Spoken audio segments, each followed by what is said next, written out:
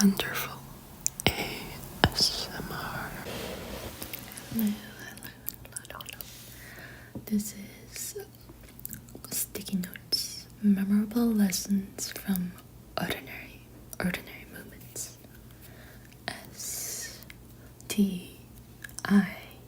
STICKYN capital N OTES MEMORABLESSONS FROMORDINARY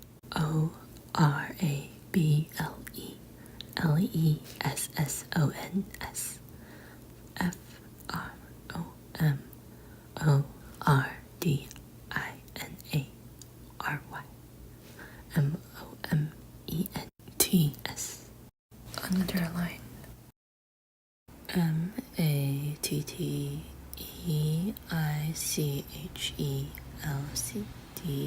MATTEICHELCDINGER. I'll use the pencil NOTES. Notes, sticky notes by Matt. When middle school teacher Matt Alchetiker had a student who wouldn't speak at all, he decided to leave her a sticky note on her desk every day, each one with a funny cartoon or encouraging messages.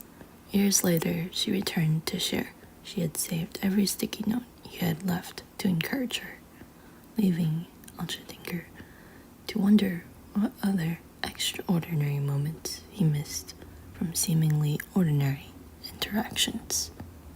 Luckily, he has a way to revisit each one. For the past 15 years, he's written down numerous moments like this from his classroom, capturing literally hundreds of daily interactions between himself, students, and families. Sticky Notes offers readers a chance to experience 100 of these universal stories that capture friendship, grief, joy, and so much more. This illustration reminds me of the power of writing for my students and the stories we share together. Introduction. At their core, stories are used as a way for individuals to get to know each other, and we all have stories worth telling. However, sometimes the stories we capture, whether on purpose or by default, tend to miss the most extraordinary lessons, even from the simplest of situations. I discovered this by accident. When I started teaching 6th grade in 2009, one of my mentors told me I should write down a reflection after each lesson I taught, so I could make adjustments the following year. Professionally, it would be in good practice to do so, even if it added time to my already cramped teaching schedule. So I tried. I really did. But it only lasted a couple of weeks. It felt like homework, and I didn't feel like I was gaining anything meaningful from it. However, I did replace it with something else.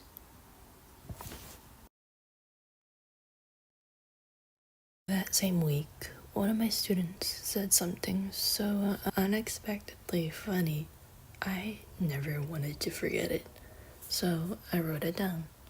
Just a short, quick sentence with enough detail for me to remember the scene if I looked back on it years later. That's how it all started. For the next 15 years, I wrote down everything I wanted to remember from my 6th grade classroom. I jotted things down in notebooks, electronic files, on gifts from students, more notebooks, and even next to their faces in yearbooks. For the most part, the memories just sat in those places, untouched for years. But then, in the summer of 2023, I began going through all those captured moments in time. I expected to find exactly what I wrote down. A funny quote here, a story of a friendship there, but instead, I discovered something more. There, in all those memories, were lessons.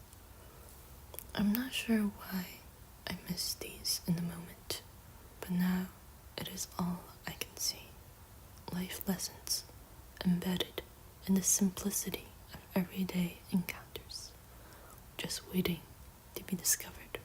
And what I know is this: everyone has a story to tell, and every story is important. Every single one. The following stories took place in my 6th grade classroom. The names of individuals have been changed for privacy. However, one name has not been changed. The apostrophe.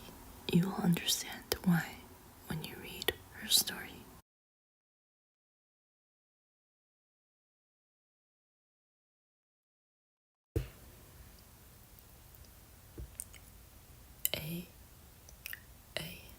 AASTICKY.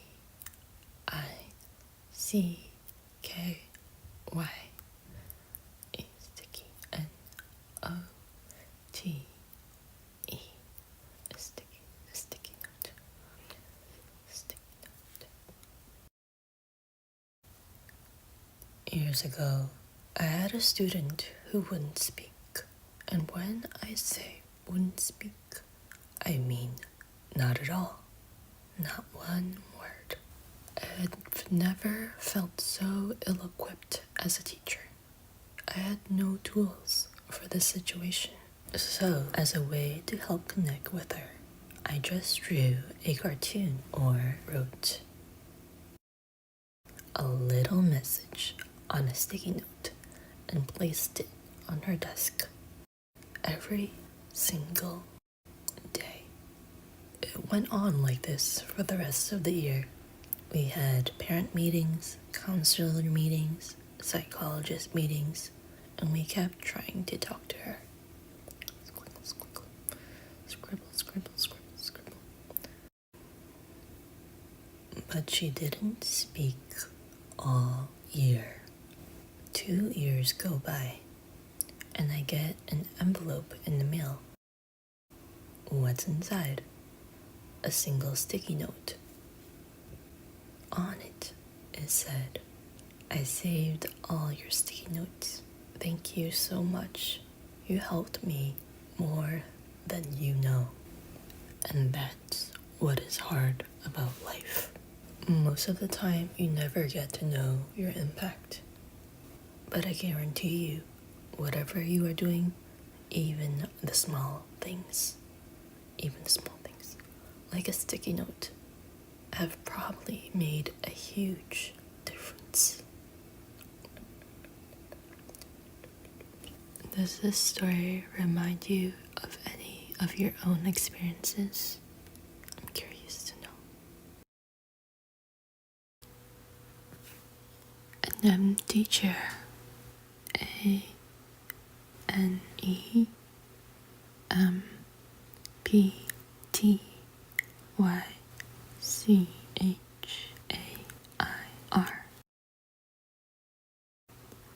I had a student named Maya who lost her youngest sister to cancer. She took about 2 weeks off from school to be with her family, and before she came back, she sent us an email. The last 2 weeks have been really hard for me, so when I come back to school, I just don't want to talk about it.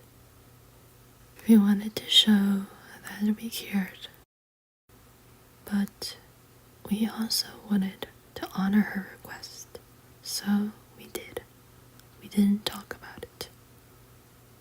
About a month later, we were independently reading in class when Maya stood up and walked over to me. She was on the teetering edge of crying. She said, "That chair next to your desk, can I use it?" I'm going to sticky note of the chair, classroom chair that's empty. I nodded my head, then placed the empty chair next to hers. And it just sat there, empty. At the end of class, she brought the chair back and said, "Can I use this chair tomorrow? It helped me feel better." That's when I realized the chair wasn't as empty as I thought it was. When I went into teaching, I knew in general what I was going to experience. I just had no idea how much moments like these would change me.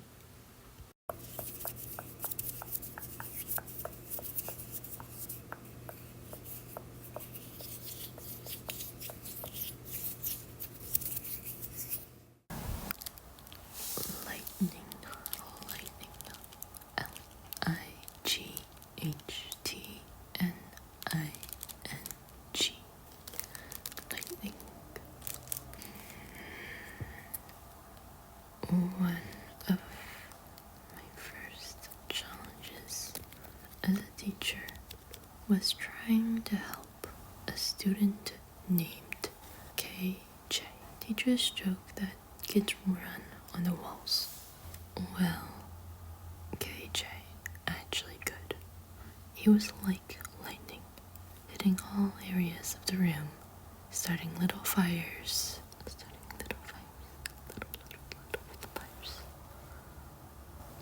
all the time. His parents were great. KJ was great, but still, his impulsiveness interrupted the flow of class constantly. It was draining, but one day KJ's lightning was different. We were on an outdoor field trip, and the kids were struggling to finish a snowshoe hike through the snow. Everyone was complaining.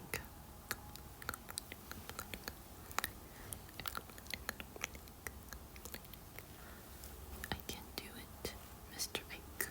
It's too hard. When are we gonna be done? My legs hurt." That's when KJ stepped in. He was everywhere, encouraging every classmate with a gentle kindness and energy I cannot replicate. Sometimes you'll work with someone and try to get so caught up in what you're trying to do,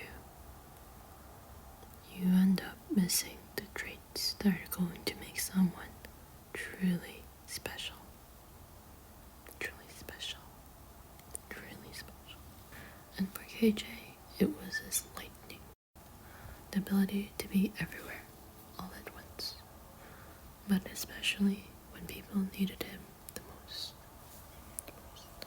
Special.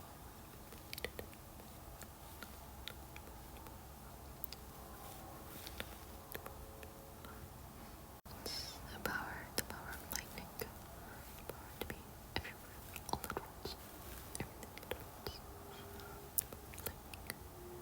It's your special gift. Special gift.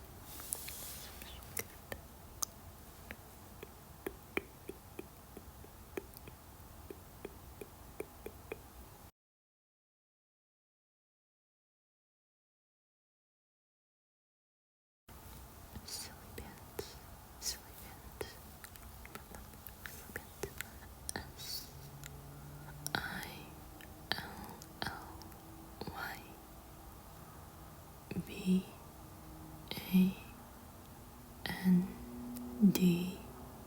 SILLYBandZ. Silly pants. Silly pants. My third year teaching 6th grade, I had a student named Rachel, who was one of the nicest kids you'll ever meet. She had silly bands, those small animal-shaped rubber bands, up to her elbows most days. And a giggle that would make you want to join in on the fun. But those giggles came and went as Rachel bounced back and forth between living with Dad, then Mom, then Uncle, then grandparents. She often looked disheveled and was constantly losing things. Her silly band her books, her backpack. It was to the point where most days she came with nothing. So I made a plan.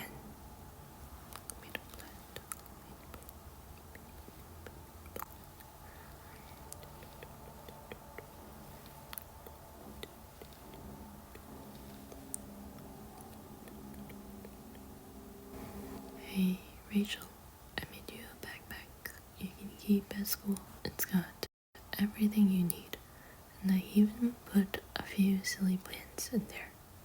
It will be here for you every day. Rachel dug into the backpack. It's mine, she said, and I can keep it here at home. Yeah, it's yours, but I think you mean keep it here at school. I corrected. Well, the classroom is my home, she replied. I'm here more than any other place. There are days at work where it feels like work, but there are other days when I swear I am within an extended family. That's what I think about when I see silly pants. The classroom isn't just a classroom. For some, it's home. It's home. It's home. It's home. For some, it's home. For some, for some.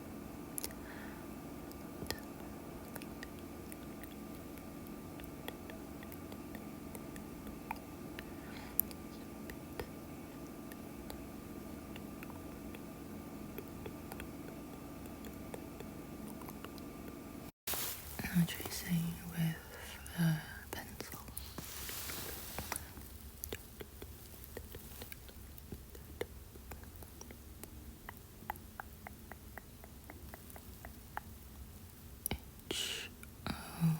H-O-M-E-O.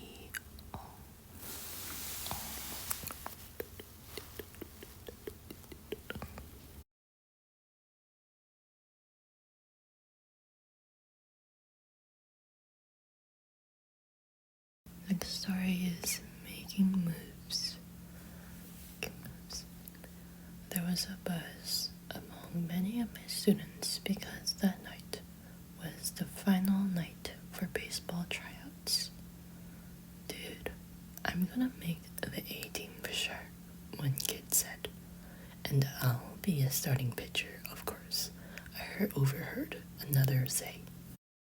One of my students, Barrett, had his heart set on making that top team too. I've been working hard, Mr. Ike, so I think I really got a good shot. A few days later, the kids came to school, and the tone among them, all of them, was different, and I could guess why. They must have released the results from tryouts. There were many kids who were just as pumped as before. I'm on the A team again, one said. I told you I'll make it. Unfortunately, Barrett didn't have that same energy, but what he did have, I will never forget.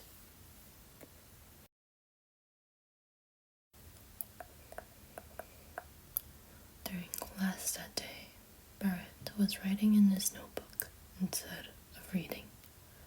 Hey, Barrett, what are you up to? I asked. I didn't make the A team, so I'm making a list of things I need to do to get better, he said. I'm making moves next year, Mr. Ike. I'm making moves. In the face of disappointment after a long build-up of suspense, it can be really easy to slip into a pace where you can't see your own dreams anymore. But what we need to remember is believing in yourself, as hard as it can be sometimes, is the first step to achieving whatever it is that you want to do. This is how failure works too. you are still making moves toward your goal. Sometimes you just don't realize it until much later.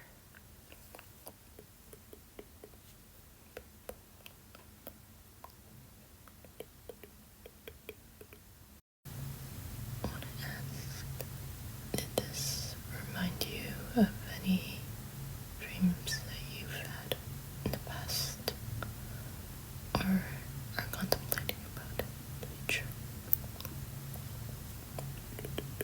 Baby blanket. BABYBLANKET.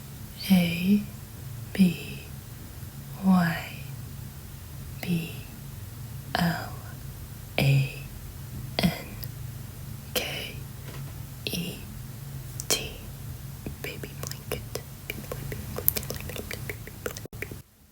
One of my students, Adrian, was putting all my teacher tools to the test. The first day of school, he made a name for himself by running down the hallway with a Sharpie on the wall. And his reputation didn't get any better after that.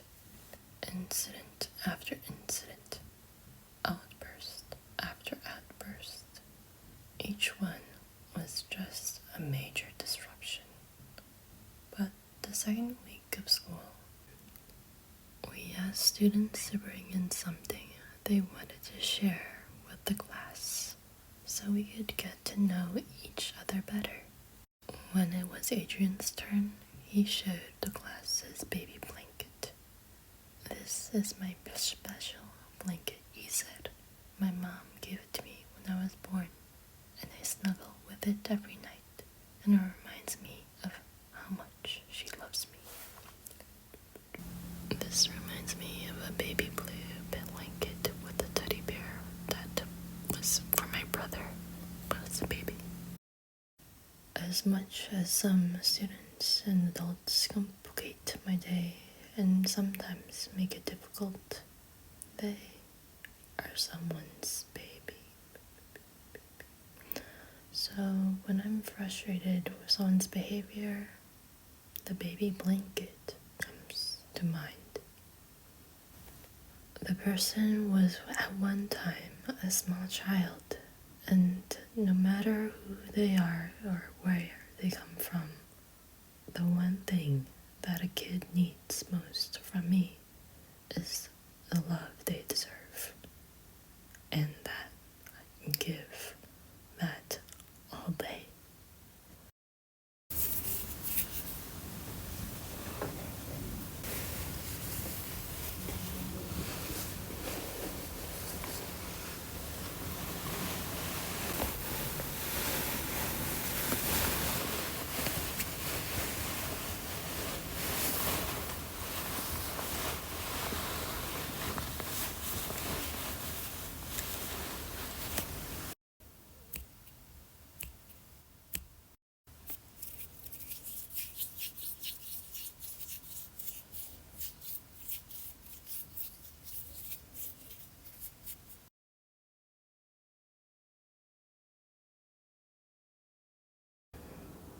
Erasers.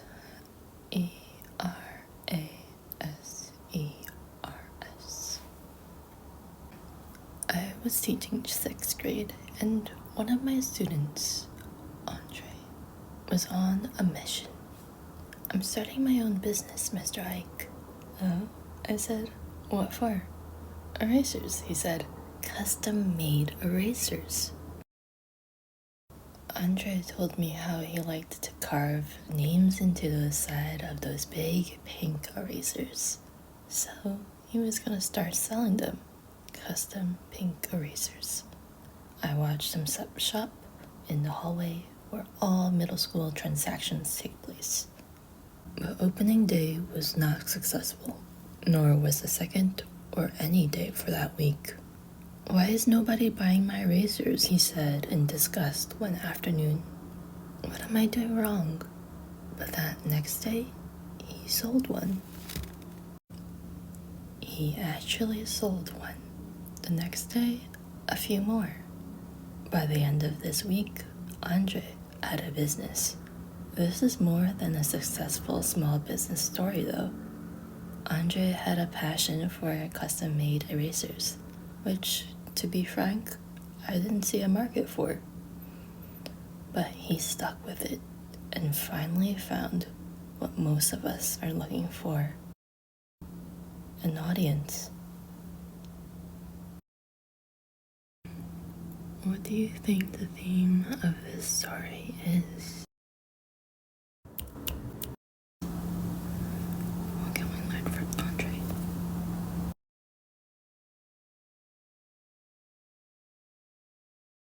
Cat pillow. CATPILLOW.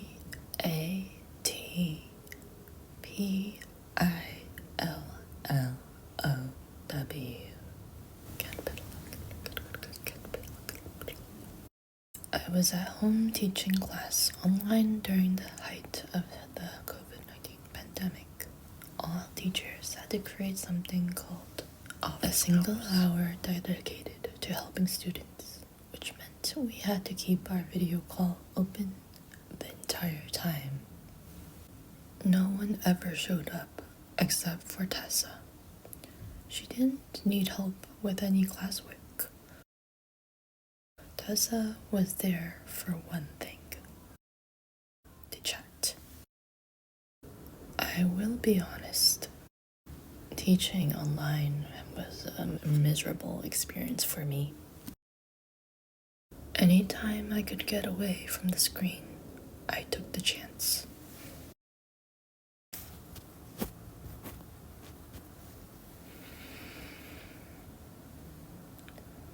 Most days, I hoped Tessa wouldn't show up so that I could have a moment to myself.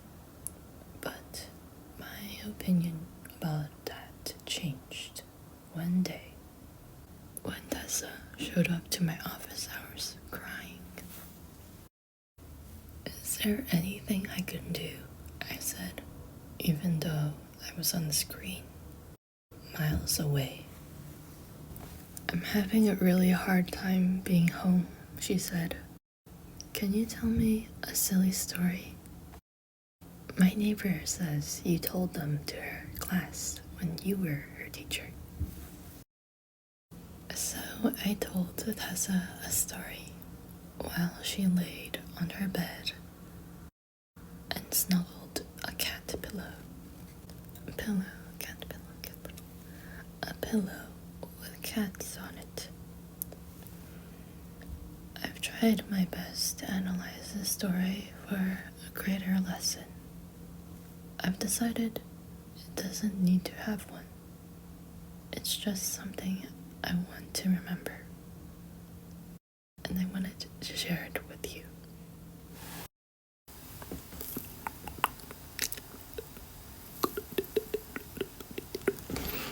Okay, this is random, but my brother was saying how my voice sounds like Lit sounds when he's sleeping. I guess he's super sensitive, and yeah, it's just for fun, just for funsies, you know. Kitty cat.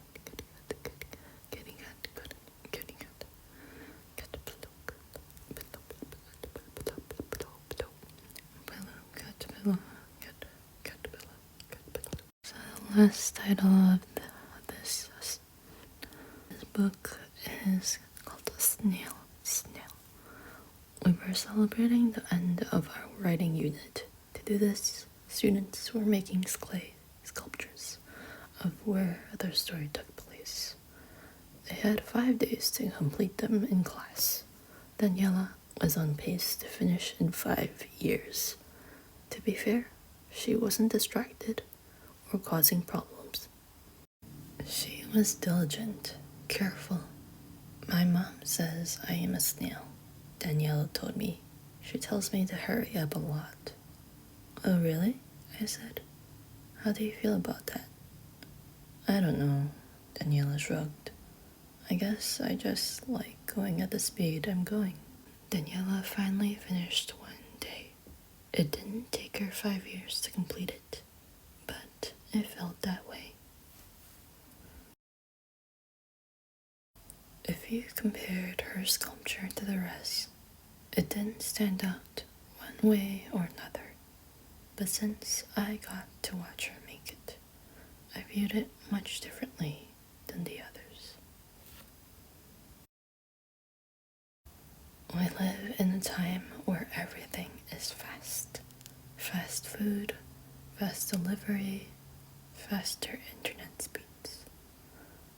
I think we start to believe everything we do should be done at the same pace. There may be deadlines or things you need to get done, but I am starting to think that the best approaches aren't necessarily the fast ones or the slow ones, but the ones that feel just